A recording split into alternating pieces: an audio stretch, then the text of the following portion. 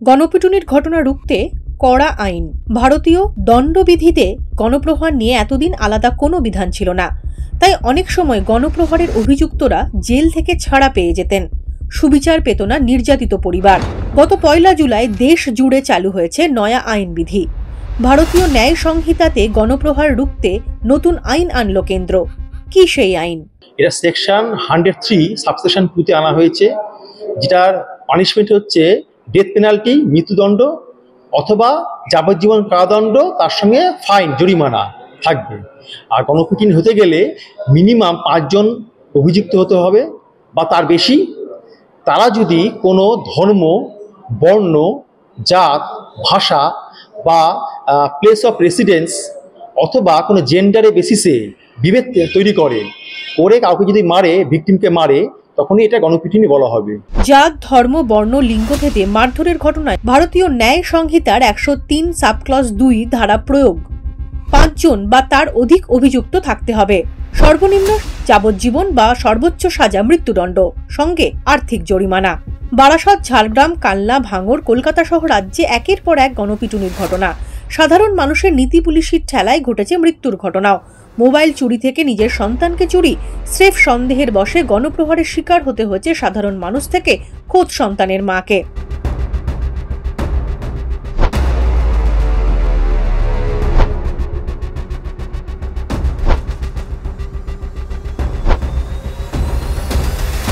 কোনো মানুষকে অনেকে মিলে মারতে দেখে হাত নিষ্পিস করে, আর নিজের মনের রাগ পুষিয়ে নিতে ভিড়ে সামিল হয়ে হাতের সুখ মিটিয়ে নিতে চান, তাহলে মাথায় রাখতে হবে কড়া শাস্তির বিধানও। যারা হয়তো এরকম অপরাধ করতে চায়নি, কিন্তু because of lack of sufficient awareness about laws, তারাই এরকম অপরাধ করে ফেলে। আবার কেউ ভাবলো যে আমি তো শুধু একটা লাথি মেরেছি, আমি তো শুধু একটা লাঠি থেকে মেরেছি। But we should all remember কি আইন নিজে হাতে নেওয়াটা মানে ওটা একটা লাথি অথবা অন্য কোনো জিনিস থেকে মারাটাও ইকুয়াল লায়াবিলিটি চলে আসবে।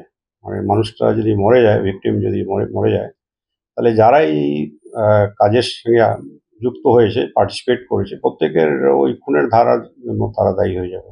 গণপ্রহারের নতুন আইন অনুযায়ী মোবাইল চোর, ছেলে ধরা, ডাইনি অপবাদ দিয়ে মারধরের কারণে কারোর মৃত্যু ঘটলে খুনের ধারায় মামলা রুজু করবে পুলিশ। এই ঘটনাগুলো ইন 80s ছিল, 90s ছিল, মানে যা বললাম সেই টাইম পিরিয়ড।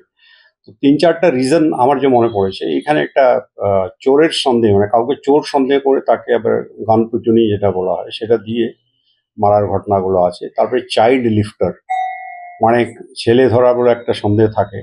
তারপরে এখানে কিছু কিছু ট্রাভেল এলাকাতে, আমি অন্তত 2টো জেলাতে যেখানে কাজ করেছি, বীরভূম অথবা কুচবিহার, ওখানে ডাইনি সন্দেহ করেও কিছু মহিলা ইন পার্টিকুলার তাদেরকে খুন করা হতো, এক্সটর্সিজম।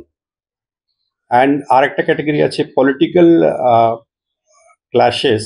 এইটাও অনেকবার দেখা যায় যে কাউকে গণপিটুনি দিয়ে মারা হয়। তো এগুলো এখানকার যে ক্ষেত্রে এই আইনটা, নির্দিষ্ট আইনটা অবশ্যই কার্যকারী করতে সাহায্য করবে। নতুন আইনে কি রাশ টানা যাবে গণপ্রহারের ঘটনায়? প্রশ্ন এখন সেটাই।